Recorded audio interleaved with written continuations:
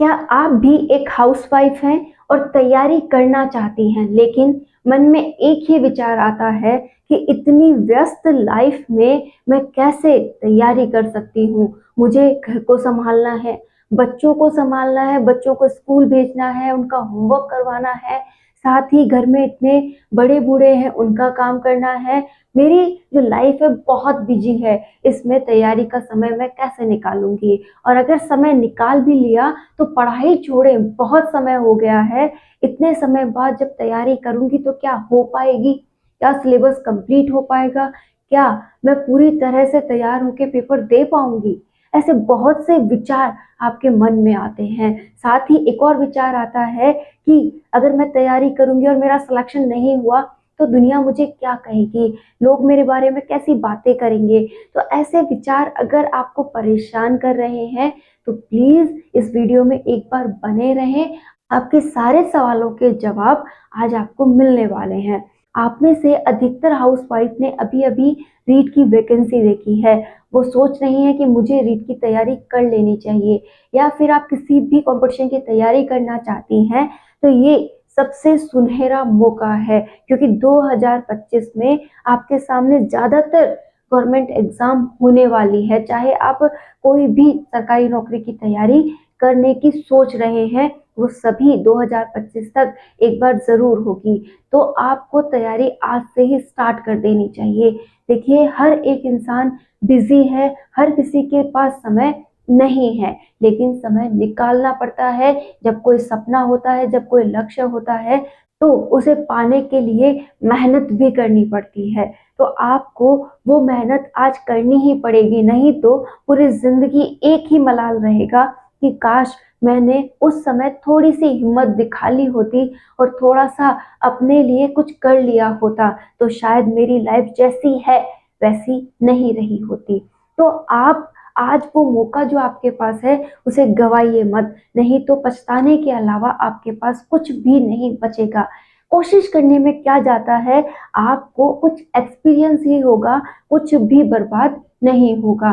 हर किसी के पास वही 24 घंटे होते हैं, तो क्या हम हमारे 24 घंटों को थोड़ा सा मैनेज करते हुए अपने लिए 1, 2, 3 या 4 घंटे नहीं निकाल सकते? निकाल सकते हैं। एक साथ नहीं, लेकिन धीरे धीरे करके ये समय जरूर निकलेगा।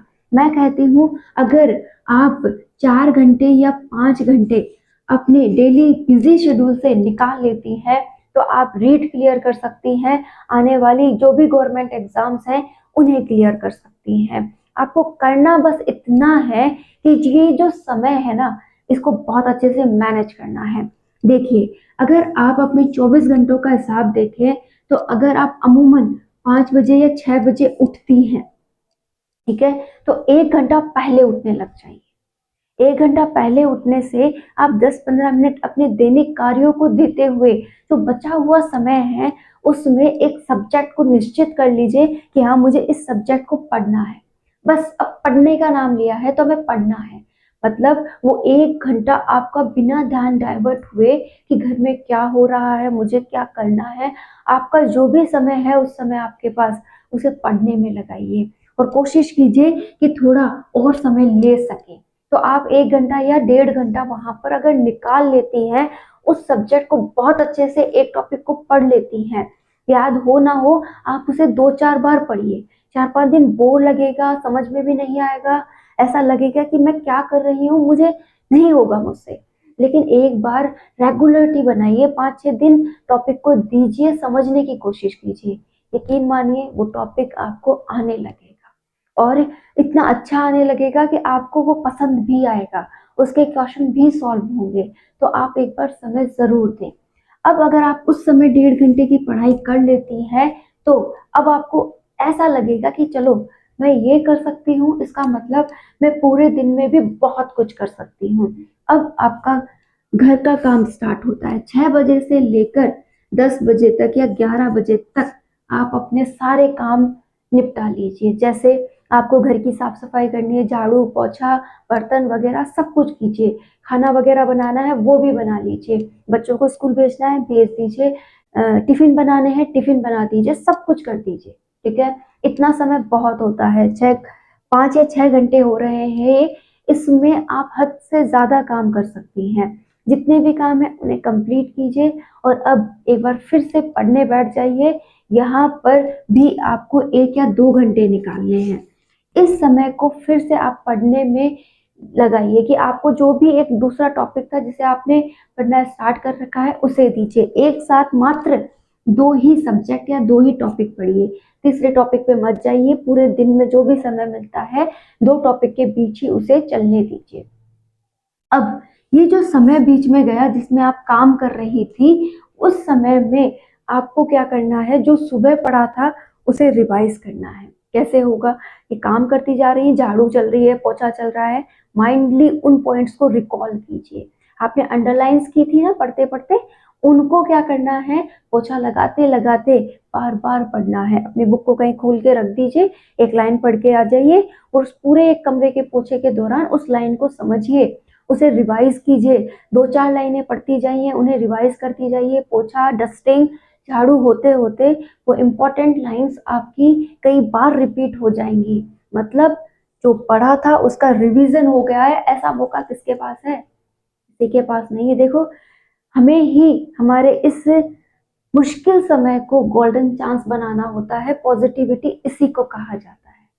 तो आप ये मान के चलिए कि मेरे पास ये जो रिवाइजेशन का समय है ये तो किसी के पास नहीं है। ठीक है, तो आप अच्छे से रिवाइज कर पाएंगी और वो टॉपिक क्या हो जाएगा, क्लियर हो जाएगा। इसी प्रकार आप दोपहर में जो 1-2 घंटे की जो पढ़ाई का समय निकाल रही हैं, इसे बहुत अच्छे से पढ़िए। ये सोचिए कि ये समय आज मिला है, कल नहीं मिलेगा और आपको वो तैयारी बहुत शानदार तरीके से करनी है। कर लिया? अब आप उठिए। अगर आपका बच्चा स्कूल जाता है तो उसके आने के बाद जो भी आपके काम है वो कीजिए, उसे संभालिए। अपनी फैमिली को भी तो आप समय देना चाहती हैं, वो दीजिए। शाम के काम अगर चाय वगैरह के हैं आप वो कर लीजिए और इस काम के दौरान भी आपको यही करना है कि जो दोपहर में पढ़ा है उसका रिवीजन 4 बजे या 5 बजे तक आपका हो जाना चाहिए। कि हमने 10 बजे 11 बजे तक तो क्या किया था, अपने घर का काम। 11 बजे से लेकर 4 बजे के दौरान आपको जितना भी समय मिला, 1 घंटे 2 घंटे, आपने अच्छे से उसके अंदर पढ़ाई की है। और अब जब आप शाम के काम को लग चुकी हैं, 4 बजे लगती हैं, 3 बजे लगती हैं, उस दौरान आपने वो जो भी दोपहर में पढ़ा था उसका रिवाइजेशन स्टार्ट कर दिया है। आपने कहीं पर भी अपनी बुक को खोल के रखा, काम करती जा रही हैं और पॉइंट्स को रिवाइज करती जा रही हैं। अब आपका फिर से थोड़ा सा समय, आधे 1 घंटे का जरूर मिलेगा यहाँ पर, क्योंकि चाय पानी होने के बाद लंच वगैरह, चाय पानी होने के बाद हम डिनर वगैरह की जब तैयारी करती हैं उसमें भी हमें आधा पौन घंटा जरूर मिल जाता है। यहाँ पर आप कोई ऐसा टॉपिक ले लीजिए जो बहुत ईजी है। जैसे आप हिंदी का कोई टॉपिक, जो कि हिंदी हमेशा हर किसी कॉम्पिटिशन का हिस्सा है। आप इंग्लिश की कुछ स्पेलिंग्स वगैरह या कुछ भी यहाँ पर छोटा मोटा, जैसे चाय के साथ स्नैक लिया जाता है वैसे ही आप यहाँ लेकर के उसकी तैयारी कर सकती हैं। ठीक है, जैसे ही हुआ टॉपिक बंद किया, शाम के खाने वगैरह की तैयारी में आप लग गई हैं और खाना जब बन रहा है उस दौरान आपको रोटी बनाते हुए भी समय मिलता है। आप अगर यूट्यूब से कोई क्लास देखना चाहती हैं तो उसे आप वहाँ पे सुनिए। थोड़ा सा आपको देखो मैनेज करना पड़ेगा, वो क्लास आपकी वहीं पर ली जाएगी। आप रोटी बनाती जा रही हैं और क्लास लेती जा रही हैं। आपने सब्जी वगैरह बनाई, आपने ऐसे अदर काम किए, तो जो भी आपने क्लास वगैरह ली थी उसको अपने माइंड में रिकॉल कीजिए। आप उन्हें फिर से रिवाइजेशन कीजिए। पूरे दिन की जो पढ़ाई हुई है उसे आपको रिकॉल करते रहना है। और अब इस दौरान आपका पूरा काम जब फिनिश हो जाए, किसी का 9 बजे फिनिश होता है, किसी का 10 बजे फिनिश होता है, तो वो जब भी अपने रूम में सोने जाएं तो बस आपको करना ये है कि पूरे दिन मैंने क्या पढ़ा था उसे मैं आधे घंटे में रिवाइज करके सो जाऊं। तो इतना रिवाइजेशन अगर आपका हो जाता है तो 1 या 2 घंटे या पूरे दिन में आपने 3 घंटे या 4 घंटे की जो भी पढ़ाई की है वो रिवाइज भी है, पढ़ी हुई भी है, आपको आती भी है। तो इतना समय भी अगर आप निकाल लेती है ना, तो आप यकीन मानिए आप किसी भी कंपटीशन एग्जाम की तैयारी करने में सक्षम हैं। देखिए, 15 दिन आपको बोर लगेगा, आपको आलस आएगा कि मैं इतना भागदौड़ क्यों कर रही हूँ, लेकिन धीरे धीरे आपको समझ आएगा कि ये जो मैं कर रही हूँ इससे मेरी लाइफ इम्प्रूव हो रही है, मेरे सोचने की क्षमता इम्प्रूव हो रही है, मैं अपने अंदर चेंज महसूस कर रही हूँ, मैं कुछ कर सकती हूँ, आप में एक पॉजिटिविटी आएगी। अगर आप आज ये रीट के एग्ज़ाम की तैयारी कर रहे हैं तो भी, और अगर आप किसी आने वाले एग्ज़ाम की तैयारी कर रहे हैं तो भी, आपको अब तैयारी करना स्टार्ट कर देना चाहिए। साथ ही आप में से अधिकतर स्टूडेंट्स ये कहेंगे कि मैम, नीट का सिलेबस इतना जल्दी मैं पूरा कैसे करूँगी, मैं हाउसवाइफ हूँ और इतना कम समय मेरे पास पढ़ने का है। देखिए, आप ज़्यादा कुछ नहीं कर सकते, आप इतना कीजिए कि एक गाइड ले आइए, ठीक है? एक गाइड को कंप्लीट पढ़ने की कोशिश कीजिए, उसी में से साइकोलॉजी, उसी में से हिंदी, इंग्लिश और उसी में से आपकी मैथ, साइंस वगैरह जो भी है, उसी में से आप पढ़ने की कोशिश कीजिए। और जो टॉपिक नहीं आए ना, उन्हें यूट्यूब वगैरह से पढ़ने की कोशिश कीजिए। तो आप अगर इतना कर लेती हैं तो मैं मानती हूँ कि आप रीट क्लियर कर सकती हैं। ठीक है, रीट एक पात्रता परीक्षा है, उसे आप क्लियर ज़रूर कर लेंगी। और जब इंसान एक पायदान चढ़ जाता है ना, उसके बाद उसे अगले पायदान की उम्मीद बन जाती है, वो अपने आप उसके लिए स्ट्रगल करना स्टार्ट कर देता है।